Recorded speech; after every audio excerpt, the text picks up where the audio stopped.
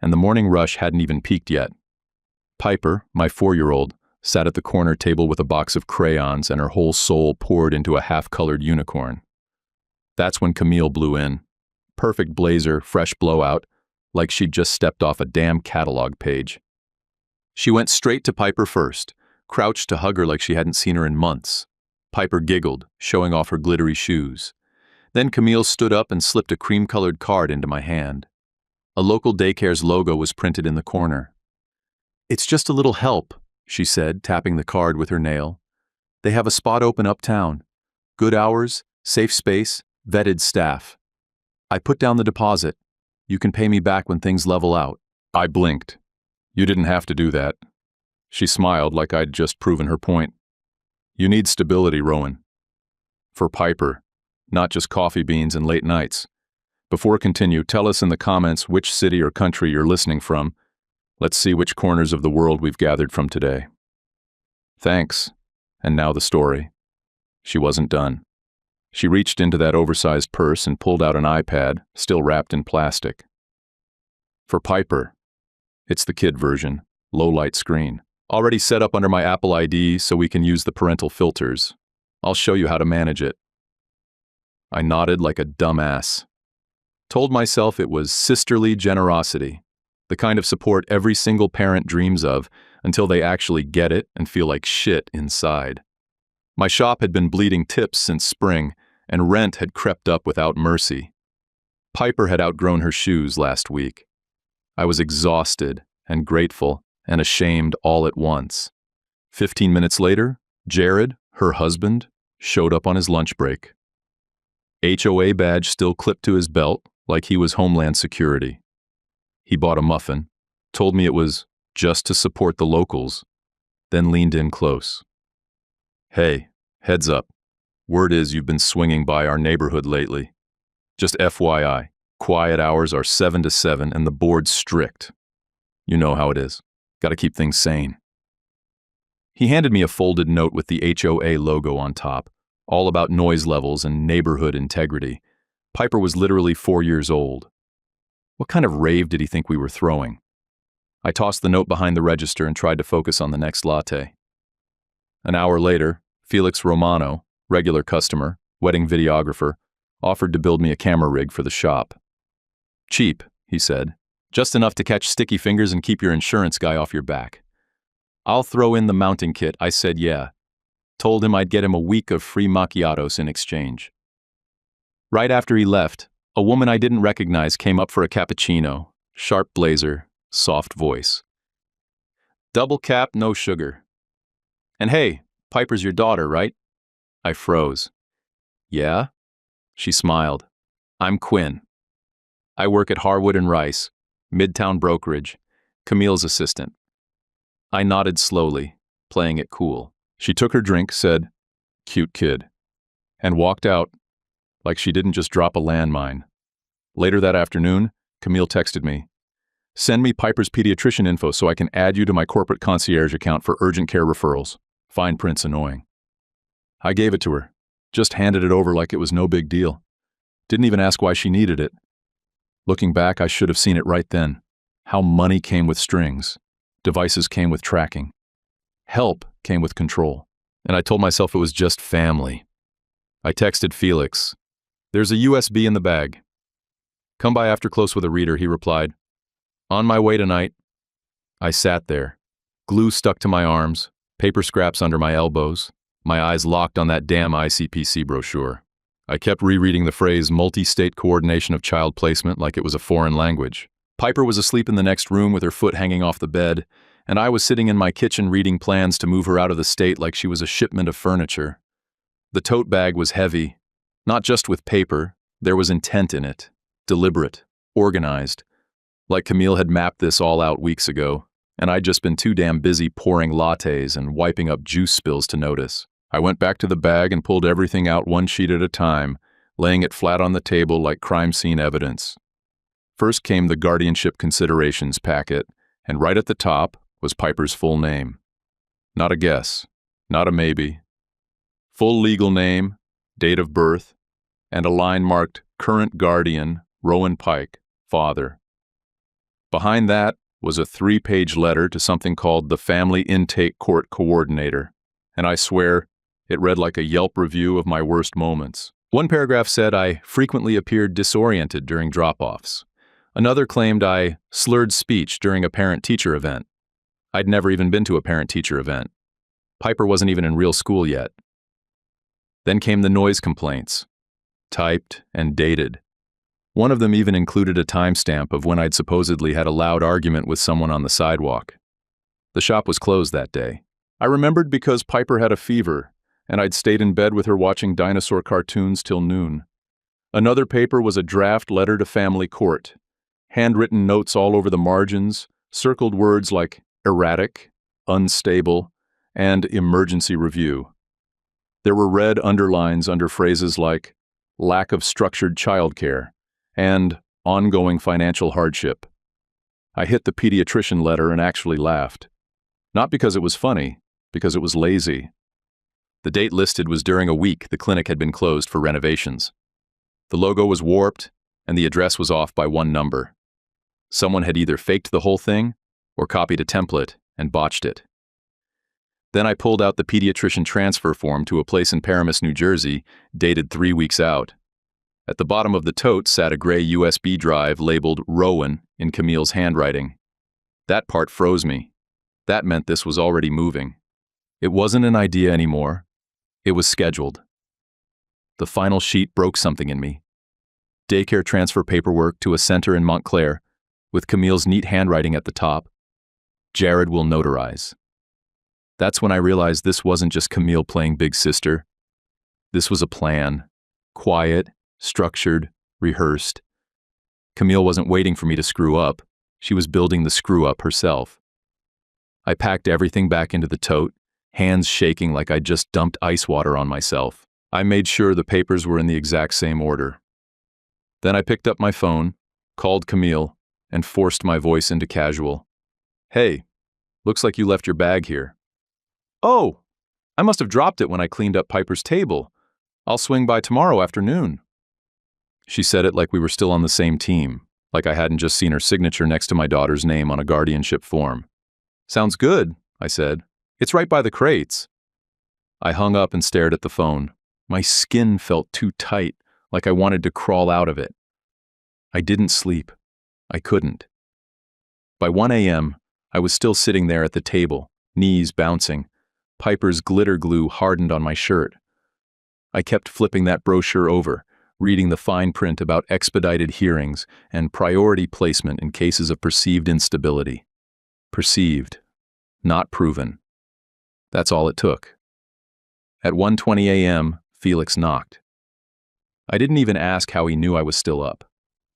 He just walked in with a USB reader, a sandwich bag, and a flashlight clipped to his hoodie. Let's copy it, he said. Fast. No risk. He plugged it into my busted old laptop, made a local copy onto my hard drive, then dragged a backup into his own flash drive. I watched him work in total silence while Piper snored down the hall.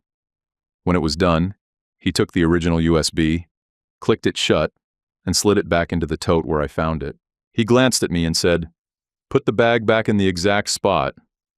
Don't say a word till we know what's on that drive." Then he unplugged the reader, tucked the copy into his hoodie pocket, and headed for the door.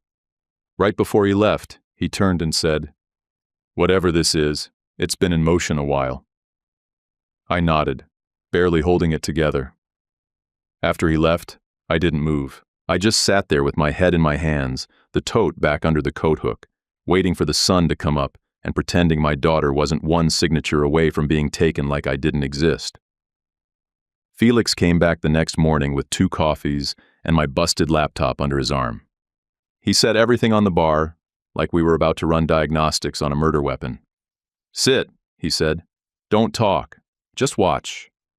He opened the USB copy, clicked through folders labeled Incidents, Support Letters, and Timeline. The Incidents folder was loaded, dozens of still photos in neat rows, all of me. I watched myself nodding off on the couch in one shot, then carrying Piper up the stairs in another.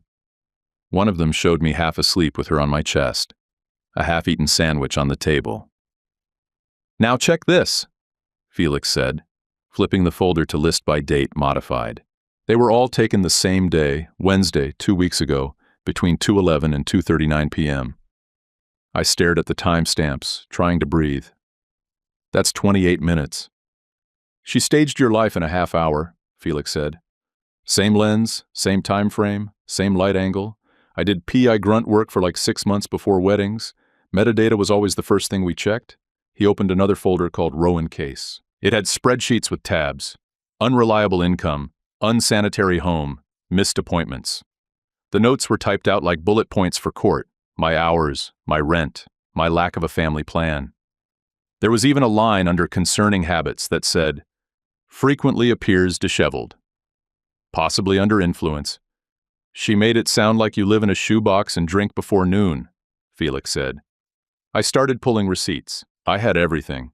Square reports showing coffee sales during the exact times I was supposedly asleep, bus swipes from my Metro card, even a library checkout receipt for Dinosaurs Before Dark. Piper had picked it out herself. Timestamp, 3:13 p.m., I said. That's 10 minutes after I was asleep in the street. Felix nodded. You keep everything? Everything, I said, down to the preschool flyers. We built a folder of our own, just to start, named Counterproof. My stomach was in knots, but I felt it shift from fear to fury. The next morning I was grinding beans for a regular when Quinn walked in. She looked tired, like she hadn't slept either. Ordered her usual, then noticed my laptop open behind the bar. You got something going on? She asked, nodding at the screen. I didn't sugarcoat it. I think Camille's trying to take my kid. She didn't flinch, didn't even blink. I've seen a shared drive at work, she said. Camille called it Family Matters. Your name's on it. I couldn't open most of it, permissions locked. But the file names look like what you just said. Same kinds of dates, same folder structure. I felt something shift right then. Not just panic anymore. Movement. Quinn set her coffee on the bar. I'm not into office politics, but this? It smells like a setup. If I see anything else come through the scanner, I can route a copy to your email.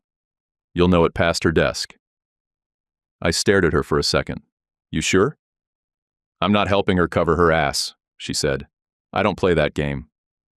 After she left, I texted Felix and told him to come back after close. We needed help, not just workarounds, legal protection. He showed up around 6 with a name. Elliot Granger, family lawyer, old client from wedding work. Not cheap, but not a shark either. Known for pushing through emergency orders when kids are involved. We met Elliot that same night, at a booth in the diner near 58th. He looked like someone's uncle.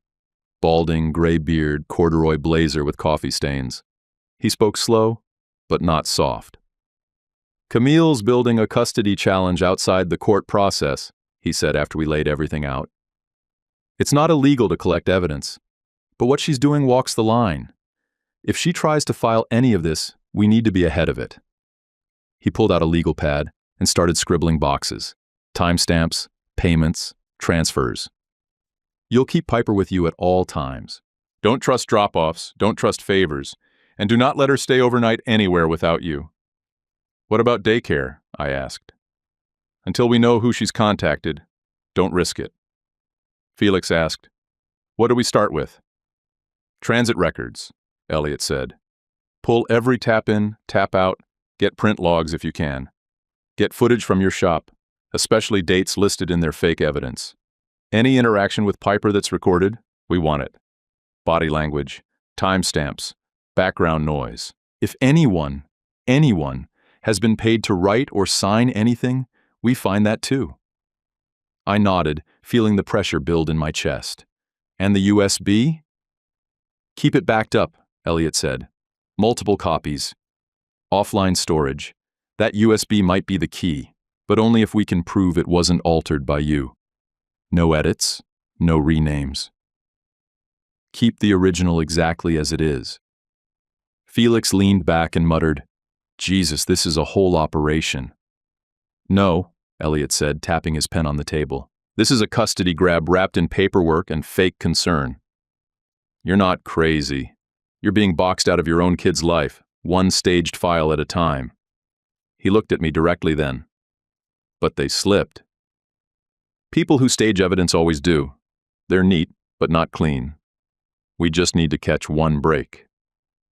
As we got up to leave, Elliot said, "You keep your shop open like normal. Smile when she walks in. Be polite when she texts. And keep that little girl close." I walked back to the shop alone, thinking about Camille's voice telling me to just accept help, and how that help now had folder tabs labeled unfit environment. When I got in, Piper was asleep on the floor with a crayon in her hand and sparkles stuck to her cheeks. I picked her up, kissed her head, and whispered, "I've got you." No matter what, but inside, I was already making lists. Sunday, right before noon, I loaded Piper into the car with her hair still wet and crumbs on her sweatshirt from a granola bar. I didn't want to go, but I needed to. Camille had texted that morning. "Spaghetti, 1 p.m., bring Piper's sweater. It might be breezy in the garden." The way she wrote it, breezy, not windy, like she was managing a magazine shoot, not a backyard dinner. Her gated neighborhood sat on the river, north side of Weehawken, the kind of place where every hedge was trimmed by a guy in uniform and the guard knew your license plate by memory. I rolled down the window and gave my name. The guard smiled like he'd been trained by Chick-fil-A. "You're expected, Mr. Pike." Follow the signs to the Willow section. I pulled in and followed the slow, curving road through rows of beige homes with triple garages and flagstone walkways. Camille and Jared's house had a slate roof and 2 matching black SUVs in the drive like trophies.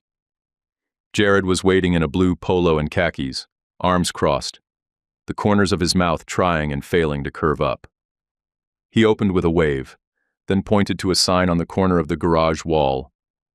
"No overnight guests without prior written approval," printed on HOA letterhead. "Just a formality," he said. "We have to document everything with the board now. You know how it is. No plans to crash here," I said. "Just came for noodles." He gave a tight laugh. "Appreciate that." Camille came out the front door right then, voice already high-pitched like we were on TV. "Piper, come help me pick basil. The garden's this way. Daddy can have a drink with Uncle Jared." Piper ran toward her, arms swinging, and Camille swept her up like a Hallmark ad. I watched them disappear behind the patio as Jared motioned me toward the driveway. He leaned against the trunk of one of the SUVs, pulled out his phone, and started listing rules like he was reading from a teleprompter. We've had some internal discussions about community safety, especially around minors. Camille's been working with the HOA on aligning protocol. Things like fence height, outdoor supervision, and noise during rest hours. I raised an eyebrow. "You guys writing a parenting manual?" He smirked. "No, just clarifying standards. Inconsistent routines create confusion." You know that I wanted to punch that smug calm right off his face, but instead, I shoved my hands in my pockets and nodded like I was just here for the food. Then the fence gate creaked behind us. A guy in athletic shorts and flip-flops strolled over like he'd been jogging and happened to stumble across this exact conversation. "Hey, Jared," he said. "Didn't realize you had company." Jared turned. "Ethan, this is Camille's brother." Rowan Ethan stuck out a hand like he'd been rehearsing. "Hey, actually, I think I saw you last Saturday. You were knocked out cold on your porch while your little girl played in the street. Thought about checking in, but figured it wasn't my place." I stared at him. "You sure that was me?" He scratched his jaw. "Little blonde girl. Plastic trike. Looked like the same kid." "That's funny," I said, "because I was at work from 6:40 in the morning until after 4 that day. Shop cameras were rolling. I even cleaned the espresso machine on video." Ethan hesitated. Jared looked off to the side. Camille appeared behind them with Piper holding a cookie and dirt under her nails. "Sweetie, show Daddy the flower you picked," she said, guiding her toward me with one hand on her shoulder. Piper beamed and held out a squashed marigold. "I got this for you, Daddy." I took it and crouched beside her. "Thanks, baby. Let's take a picture so we don't forget." I snapped a shot of her grinning, cookie in one hand, dirt smudged across her cheek. I made sure the timestamp showed on the screen, then texted it to myself for backup. As Piper ran back toward the swing set, Camille took her place behind Jared again, voice soft, but aimed. "We're just worried, Rowan. The late hours, the erratic schedule. You're doing your best, I know that. But we all see a pattern." Jared nodded like he was hearing gospel. "No one's trying to take anything from you. But if support is needed temporarily, we'd be willing to step in." I smiled. "What time's the next HOA meeting?" That threw him. Jared cleared his throat. "Tuesday at 7. Boardroom behind the pool house. Want me to add you to the agenda?" I shrugged. "Might be worth sitting in." "Fine," Camille said. "I'll let Melissa know to print an extra copy of the minutes." We ate dinner on the patio. Oversauced spaghetti, garlic bread, and a salad with grapes in it. Camille passed it all around like nothing had happened. Jared poured Piper sparkling cider into a champagne glass like it was her wedding reception. I ate, I smiled, I made small talk with their neighbors. I didn't ask Ethan what exactly Camille had promised him for that porch lie. I didn't bring up the photos, the USB, or the fake clinic notes. I watched. I waited. When it was time to leave, Piper hugged Camille and said she loved her spaghetti. Camille kissed her on the head and whispered something I couldn't hear. We got in the car, Piper already half asleep in her booster seat. I pulled out slow, turned left at the roundabout, and drove past the row of mailboxes by the gate. That's when I saw it. Camille was walking away from Ethan. He stood stiff, glancing over his shoulder. She had just handed him something, folded paper. He tucked it fast into his shorts pocket and turned back toward his house. I gripped the wheel. My jaw locked. In the rearview mirror, I saw Camille turn and wave. In the car, Piper yawned and said, "Can we listen to the dinosaur song?" I pressed play. I didn't say a word the entire drive back. By 4:30 Monday morning, Felix was already inside the shop with a Red Bull and a portable drive, eyes bloodshot but wired.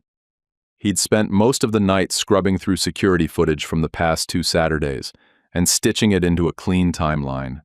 "You didn't miss a single frame," he said, dragging the mouse across the reel. "From open till mop-up, you're either pouring coffee, handling register, or cleaning syrup off the floor." He watermarked the time right on the corner of each clip, layered in the live date stamp from the feed. Every second accounted for. If I had nodded off, it would have been on camera, and Piper sure as hell hadn't been playing in the street. "Make 3 copies," I said. "One for Elliot, one for me, one we lock in your sock drawer." Next stop was the Columbus Branch Library. I still had the paper receipt from the day Camille claimed I'd been passed out while Piper ran wild. The librarian printed me a system-stamped checkout log, "Dinosaurs Before Dark, 11:08 a.m. She even circled it in pink highlighter. "Cute title," she said, handing it over. "It saved my ass," I muttered. From there, I went down the block to a transit authority kiosk and pulled my tap-in/tap-out history. Saturday morning, 6:13 a.m. entry at 96th, 6:27 a.m. exit at 59th. That night, same deal in reverse. Camille's entire timeline was built on a version of reality where I had somehow been in 2 places at once. By noon, Quinn texted. Just 3 words and a screenshot. "Found this chain." It was an email thread between Camille and Jared from a printer queue, subject line, Child Services Narrative Draft. Camille had sent him a doc titled Observation Outline, Rowan asking Jared to add any recent examples of concern before she submitted. The draft was a Frankenstein mess, half recycled language from her fake pediatrician note, half blank spaces waiting to be filled in with whatever lies came next. And right there on the top corner, the same stretched logo from the earlier forgery, a different address again, same clinic name, same bullshit. I called Piper's real pediatrician that minute. The office manager, Sandra, picked up. "This is Rowan Pike, Piper's dad. Has anyone filed complaints about my parenting or requested a record transfer?" There was a pause while she checked. "Nope," she said finally. "Nothing. Piper's records are clean. We haven't sent anything out, and if we did, you'd have to sign it first." That's policy, I thanked her, then hung up and punched the wall of the alley behind the shop. Not hard enough to break anything, but enough to bleed. Back inside, Piper was sitting on a stool with a muffin and a marker, drawing birthday cupcakes for her stuffed raccoon. I kept my voice steady. At 2:30, Quinn sent me another one. A bank notification from Camille's inbox. You sent $175.50 to Ethan Klein via Zelle. Timestamp. Sunday night, exactly 2 hours after we left their house. Memo. Thanks for the errand. My hand tightened on the phone. I forwarded everything to Elliot, who texted back. Preserve it all. Screen record, download, archive, hash it. He walked me through how to hash the files, basically a digital fingerprint, so no one could accuse us of altering anything. Then we notarized a one-page affidavit with the key dates, times, and attached proofs. It felt like building a raft out of receipts and video clips, hoping it would hold in court. After we filed an incident report, Elliot contacted a manager at a storage facility Camille had used back in April. West 30th Street, one of those clean, temperature-controlled places with 24/7 cameras at the front desk. 3 hours later, I got an email from the manager with security footage attachments. I opened them and froze. Camille, walking in wearing leggings and a long coat, wheeling in 2 big plastic tubs. One of them had a bright yellow sticker on the side that matched exactly with the toy box in the nursery photo she'd used in her evidence pile. The footage was time-stamped one day before she sent Jared the observation draft. I forwarded it all to Elliot and labeled it Stage Photos, Storage. The file was already too heavy to upload to Gmail, so I moved it to the same offline drive as the footage reel. Then Quinn dropped the hammer. She emailed a PDF Camille had labeled Rowan Evidence Table V3. It had the same tabs, incidents, concerns, support letters, but the metadata didn't lie. Created, 2:16 p.m., modified, 2:41 p.m., same day as the couch photo, the street lie, the whole charade. 25 minutes to build a fake case. 25 minutes to paint me like an unfit father using Google Docs, 2 ring lights, and a lie told over cookies. By now, I wasn't letting Piper out of arm's reach. I brought her to the shop with me and let my assistant Rhea handle the milk runs. She was a good kid. Early 20s, lived in Queens, sharp and quiet. You good, boss? She asked as she stocked the oat milk. Just focus on the counter, I said. I'll handle the rest. I brewed every cup. I watched every corner. I ran my own security checks. I wasn't just running a coffee shop anymore. I was living in a crime scene. Tuesday night, I walked into the HOA meeting wearing the only button-down I owned that didn't have coffee stains on it. The boardroom was behind the pool house, exactly where Jared said it would be. Beige walls, folding chairs in a half circle, and a snack table no one touched. About a dozen neighbors sat in tight rows, arms crossed, waiting for a show. Jared stood at the front, posture stiff like someone trying too hard not to look nervous. He had a manila folder in front of him, and his HOA badge clipped like it was going to make his words matter more. Let's begin, he said, voice smooth and clipped like a courtroom actor. We've gathered tonight to review a series of neighborhood concerns, specifically regarding the well-being of minor residents and potential risk factors within our community. Camille sat near the back, blazer zipped up, binder on her lap like she was ready to present a business case. Ethan Klein sat 2 chairs to her right, tapping his foot, head down, like he already regretted showing up. Jared opened the folder and started reading a letter. His voice didn't shake, but it didn't carry much weight either. We have ongoing concerns regarding Mr. Rowan Pike's ability to provide stable, structured care for his child. Several reports indicate irregular schedules, lack of oversight during active play hours, and incidents suggesting emotional exhaustion. He glanced up like he expected applause or nods. A woman in the second row frowned slightly. No one else moved. Jared continued. These concerns have led to discussions of a temporary guardianship arrangement with responsible relatives until a more permanent structure can be evaluated. That's when I raised my hand. Calm, controlled. I'd like to respond. He hesitated. This isn't technically a hearing. You read my name out loud. You implied I'm not a safe parent. I get a minute. He looked around like someone might save him. No one spoke, so he gave a small nod. I stepped forward and pulled a single sheet from my folder. One page, no extras. This is a screenshot of a Zelle transfer. $175.50 sent from Camille's account to Ethan Klein. Timestamp, 2 hours after the Sunday spaghetti gathering. Memo says, "Thanks for the errand." I handed a copy to Jared, one to the woman beside him. Attached below that, I continued, is a timeline of video from my coffee shop security footage, time-stamped, watermarked, showing me working every minute of the exact Saturday Ethan claims he saw me asleep while my daughter played in traffic.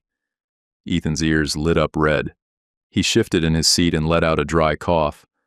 That might have been a mix-up, he said, voice cracking. I mean, I saw someone. I didn't get a great look. Jared blinked, looking at the paper like it had turned radioactive. Camille's jaw tensed. I didn't show them everything. Not yet. Elliot told me to keep the full set back until court, but I had more than enough to land the first punch. I turned to Jared. Who wrote the pediatrician note you submitted? He straightened his shoulders. It was provided to me by a concerned party, so not from the clinic itself. He glanced at Camille. Just a flick. It was already drafted when I signed it. Meaning, you signed something you didn't verify? Jared exhaled slowly. Procedure requires board signatures to log concerns. I nodded, but not to fabricate them. Camille finally spoke. You're twisting this, Rowan. These were community-led concerns. Jared simply signed what was brought to him by you, I said. Let's stop pretending. I walked over to the desk where Jared had placed the HOA letter.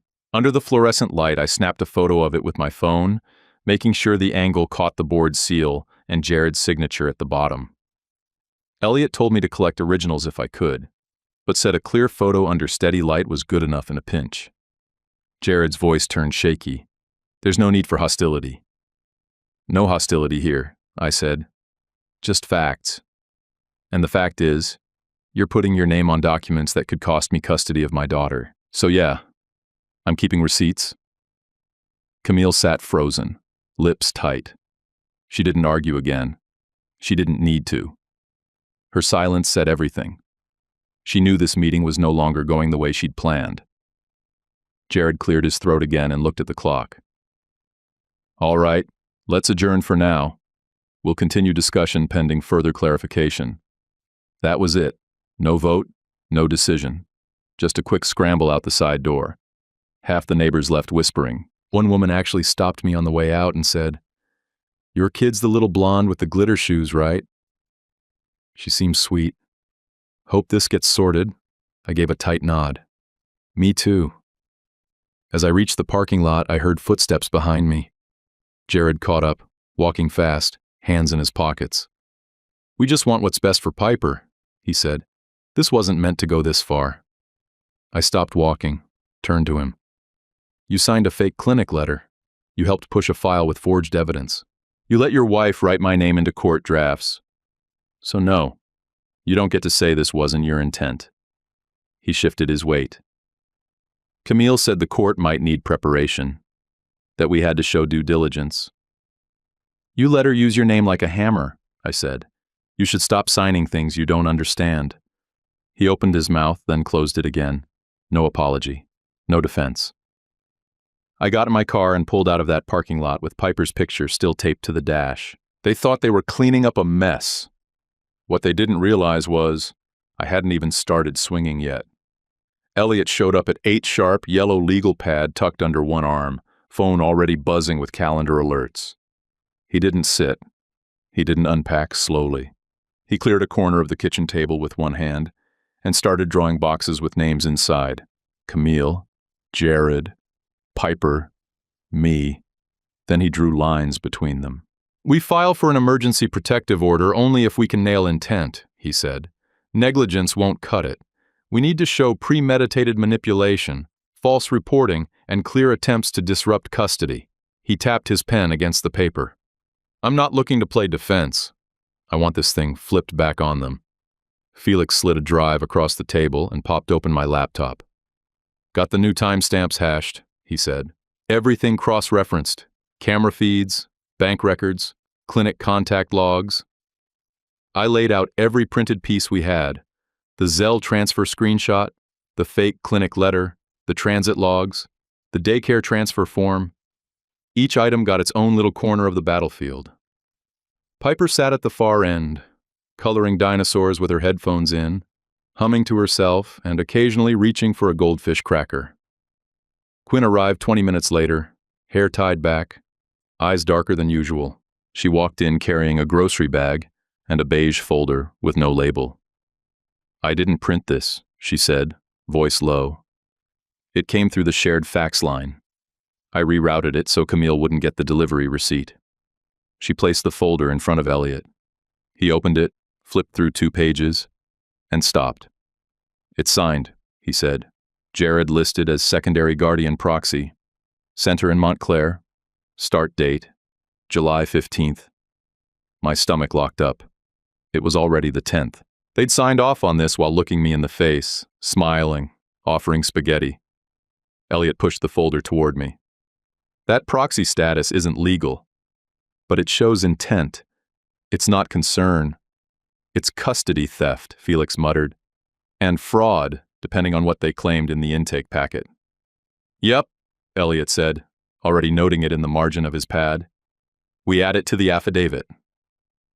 This goes in the order request." He pulled a small folder from his own bag and laid out 2 documents face down. "This is our next step, a cease and desist on unsupervised contact with Piper, and a time-stamped notice of concern to family court. It's not an accusation. It's a record. We get it filed tonight." I nodded. "Do it." While Elliot reviewed the language with me, Felix crouched near the bookcase, fiddling with a screwdriver. "Where do you want eyes?" he asked. "Front door, kitchen, and here?" I said, pointing to the corner where Piper kept her toys. "Sound too, not just motion." He placed one tiny pinhole camera into the bottom of the stuffed raccoon on the couch. Another went under the key rack. Then he unscrewed the light fixture in the ceiling and embedded a mic near the base. "This'll pick up voices within 12 feet. Nothing fancy, but enough." We moved back to the table. Elliot's phone buzzed. He looked at the screen and frowned. "Expect fallout," he said. "Camille's not going to sit quietly once this hits her inbox." He tapped a few keys, clicked send, and leaned back. 5 minutes later, my phone rang. It was my landlord. "Rowan, hey," he said, voice way too casual. "Just checking in. I've gotten a couple, odd messages. Someone left a voicemail saying they heard late-night noise coming from your unit, mentioned child welfare concerns, not naming names, but they left their name. Nope. Voicemail came from a restricted number. I'm not pressing anything, just wanted to give you a heads up," Elliot mouthed. "Log it." I grabbed a pen and wrote it down. That night, when I came back from taking Piper out for a quick walk, I found a card wedged in the doorframe. White cardstock, black ink, City Health Inspector, Division of Residential Safety. The line under it read, "Unannounced visit. Potential unlicensed food prep above residential occupancy." I laughed. I actually laughed out loud. I ran a corner coffee shop with no kitchen stove, no deep fryer, no grease. What the hell were they trying to spin now? That I was running a black market soup business? Quinn came by around 10 with her laptop. She looked even more tired than before. Said Camille had been in the office that afternoon talking circles. "She told 2 agents you were barely holding it together," she said. "And I'm not proud of this, but there's talk, like actual bets on how long before Piper moves to a real home. Someone said 2 weeks. Another said by the end of the month she looked sick, saying it. I didn't say anything for a minute. I just nodded. Elliot said nothing either, just typed up the next set of addendums. "We can't make her stop talking," he said, "but we can bury every lie with hard data. That's how you win this." He sent the cease and desist to Camille and Jared at 11:13 p.m., sent it from his personal email, with court reference numbers included. and delivery receipts enabled. Piper was already asleep on the couch, head resting against the raccoon with the hidden lens. I walked Elliot out around midnight. He shook my hand firmly. This next week is when they'll get loud. Stay calm. Keep collecting. And don't let her within 10 feet of that girl without you present. I won't, I said. Inside, I locked every window. I checked both cameras. I put my phone on silent and left it charging by the raccoon. I slept 2 hours, tops. The stuffed animal watched the door. By Wednesday, the plan was solid. Elliot called it documented provocation with controlled response. I called it bait. I sent out invites that morning. Text only, casual tone. Hey, doing a small dinner Friday night, late birthday thing, just a family toast. Come by around 7? Camille replied within 10 minutes. Of course, I'll bring dessert. Something fun for Piper, Jared texted a few hours later. We'll grab sparkling cider. She loves the bubbles, I told them both. I appreciated it, then turned my phone face down and went to work. Quinn and Felix came by the shop after close. We cleared the back counter and opened the shared drive Felix had labeled for Piper Truth. The folder structure was simple. Timeline, payments, witness, transfers, cameras. Inside, every file was backed up 3 ways, with duplicates stashed on Felix's encrypted drive. First folder, cameras. We loaded the clip of Camille handing Ethan a folded note at the mailbox, time stamped to the minute, 6:42 p.m., right after Sunday spaghetti. Next, the footage from Camille at the West 30th storage facility, dragging in the plastic tubs that showed up later in her fake nursery photos. We clipped in the segment of Ethan stuttering through his lie at the HOA meeting and matched it side by side with my shop footage proving I was at work the entire day he claimed to see me asleep on my porch. Then we stacked the timeline folder. Felix had synced my shop's security feed with public MTA tap-in logs and a screenshot from the Columbus Library showing the exact minute Piper and I checked out dinosaurs before dark. Everything was labeled, dated, cross-verified. Quinn pulled up her laptop. I found one more thing. Camille logged a task in the brokerage CRM 2 weeks before the concern letter was drafted. It's under her internal account. She turned the screen toward me. It read, Task, Medical Provider Change, Client, Whitman Family, Notes, Transfer for Piper Pike. Date entered, June 15th. 2 weeks before they claimed they were just starting to observe issues, she said. She logged a provider change before they even filed a single concern. My jaw clenched. Felix added another layer. Parking lot footage from a pharmacy across the street from the Montclair daycare Camille had tried to move Piper to. You could see her car in full frame, time-stamped 10:12 a.m. Same day she texted me, Love watching Piper at the park. She's such a free spirit. $10 says she never even passed the swings, Felix said. Elliot sent over a new letter to Jared. No drama, just law. It spelled out in plain terms that signing as proxy guardian without a court order met the legal threshold for fraud, regardless of HOA procedure. He CC'd the HOA counsel and noted the date of the forged daycare transfer form. The header read, Subject, Unauthorized signature and misrepresentation of legal guardianship. Thursday night, I bought a cheap Chromecast and tested it twice, once on my kitchen TV and once in the living room. It took 6 seconds to cast a full-screen folder slideshow from my laptop.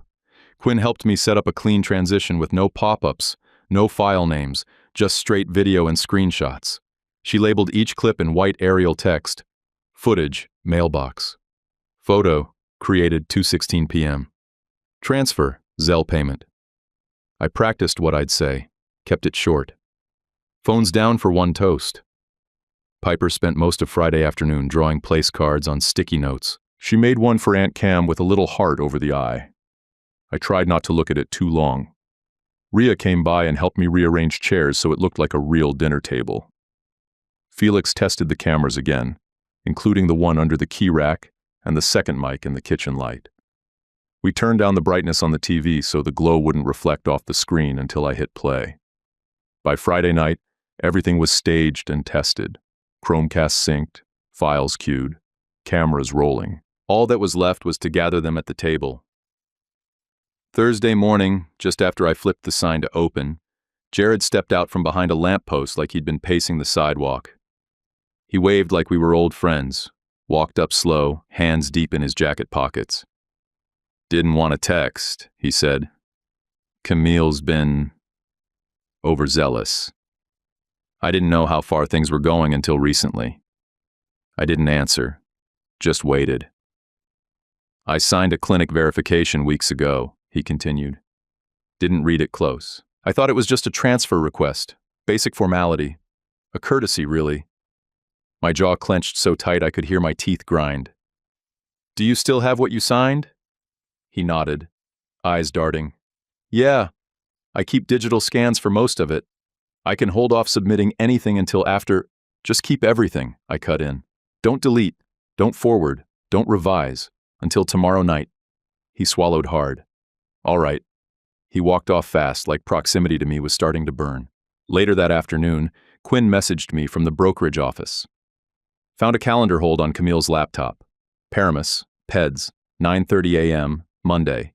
Plus a Southwest booking for 2 seats out of LaGuardia. One way. She sent a screenshot, grainy but readable. My stomach dropped. Camille was already planning the exit. That night, Ethan texted, "Rowan, I'm sorry." Camille said it was just a statement for documentation. I owed her a favor. Didn't think it'd be used against you. No explanation for the lie. No offer to fix it. Just weak backpedaling. I left him on red. Elliot filed for an ex parte emergency order that same night. We didn't send it yet. He just needed it queued. If everything went south Friday, it would hit the judge's inbox by Monday morning. Every document, every video, every chain of custody timestamp was sealed, hashed, and notarized. "This is your insurance policy," he said. "Worst case scenario, you'll have a judge with everything they need in one drop." Felix came by again and wired the living room for full audio. The Chromecast had a slight delay, less than a second, but it would hold. He checked the mic range again, confirmed clean sound from the dining table to the far end of the couch. Rhea popped in Friday morning to grab her keys for the shift. She looked around at the cleared counters and the stack of place settings waiting by the door. "You throwing a wedding or a war?" she asked. I handed her the keys. "Bit of both." She fist-bumped me and grinned. "Get your kid, boss." That afternoon, Piper sat on the floor taping sticky notes to plastic cups. She wrote names in wiggly letters. Aunt Cam, Uncle Jared, Quinn, Daddy. She added a heart after every name without thinking. She looked up at me halfway through and asked, "Is Aunt Cam mad at you?" I swallowed hard. "No, sweetheart."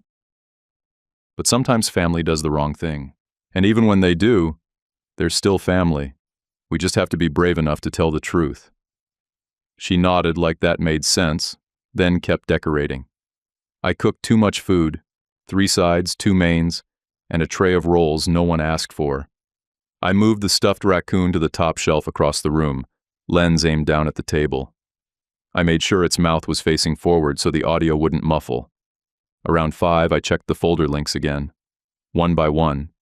Every video played smooth. Every screenshot opened clean. I retested the Chromecast. It popped up like clockwork. TV screen black, then a title card. For Piper, Truth. At the very end of the sequence, after the Zelle receipt and the timeline files, I added a final video. Piper, last month, blowing out candles at the shop while Rhea and Felix sang behind the counter. She wore a paper crown and had pink frosting on her cheek. I watched it once through. The whole thing. Then I closed the laptop and stared at the dark screen. This wasn't about proving Camille wrong anymore. This was about showing them who they were trying to erase. I wasn't going to lose my daughter because someone else didn't like how I poured milk or folded laundry. They wanted to clean me out of her life like I was a bad line in a spreadsheet. Tomorrow night, I was going to show them every dirty trick they thought no one saw. Everyone showed at 7 sharp, just like I expected. Camille walked in first, pearls at her neck, cool as ever, holding the pie dish like it was her ticket to sainthood. Jared followed with a bottle of sparkling cider for Piper, blazer crisp, jaw clenched. My aunt and uncle brought a bag of potato rolls no one asked for. 2 of my cousins came too. One curious, one clueless. Ethan's wife showed up in heels, said she thought it was a neighbor's welcome thing. Ethan didn't say much at all. I poured water, passed around plates of food that barely got touched, and stood near the head of the table. 5 minutes of quiet, I said. Just one toast for Piper. Phones down, please. Camille froze. Jared looked like he wanted to be anywhere else. But everyone did it. Phones flipped, screens down. That was all I needed. I tapped the laptop once. The Chromecast lit up the TV behind me. First clip, my shop security footage. Me behind the bar, Piper in the corner coloring, library checkout timestamp popping up in the corner. Every movement matched to the second. Transit logs, tap-ins, camera overlays, all stitched tight. No one spoke. Then came the spreadsheet. Rowan evidence table, V3. Metadata zoomed to full screen, created at 2:16 p.m., modified at 2:41. The same Wednesday Camille claimed she'd spent checking in on us all week. Next folder, payments. Ethan's hands appeared on screen, taking a folded note by the mailbox. Then a screenshot of Camille's Zelle transfer, $175.50, memo line. Thanks for the errand. Ethan didn't even try to deny it. He sunk in his chair and stared at his lap like it might swallow him. Next, the transfer folder. The Montclair daycare form flashed up on screen with Jared's signature as secondary guardian proxy. Right after, Elliot's letter came up, explaining how signing that form without a court order was fraud, plain and simple. Jared leaned forward, blinked hard, then leaned back like his spine gave out. He stared at his own name like it had betrayed him. Then came the video Quinn found. Camille, caught by the pharmacy's parking lot cam, 10:12 a.m. Same morning she texted me about Piper, playing in the park. After that, the calendar hold for the Paramus pediatrician, Monday at 9:30, followed by the airline booking for 2 one-way tickets out of LaGuardia. I didn't look at Camille during any of it. I let the screen speak. The last clip rolled. Camille in a storage unit dragging out the plastic tubs, stacking boxes labeled with Piper's name. Same boxes she'd used in her unstable home photos. Same afternoon, same clothes, same lie. Camille finally snapped. "This is doctored," she said loud. "All of it." "You're unstable, Rowan. This is exactly what I meant. This is dangerous behavior. I didn't flinch." I hit play on one last file. Audio only. Her voice, recorded right there in my kitchen a week earlier. "You made it easy. You handed me IDs and logins. I didn't even have to lie. I just rearranged the facts." Camille's face went cold. She didn't even argue. She knew what she'd said. Jared stood up, hands flat on the table. He looked around the room, then back at Camille. "I was told we were protecting Piper," he said, voice low. "What did I sign?" He didn't yell. He just folded into himself. My aunt stood up quietly, walked over to Piper and took her hand. "Let's go draw in the bedroom, sweetheart." No one stopped her. I picked up the phone, dialed the number Elliot had queued, and handed it to Jared. The counselor on the line asked who had signed the pediatric clinic transfer. Jared answered. Full name, clear voice.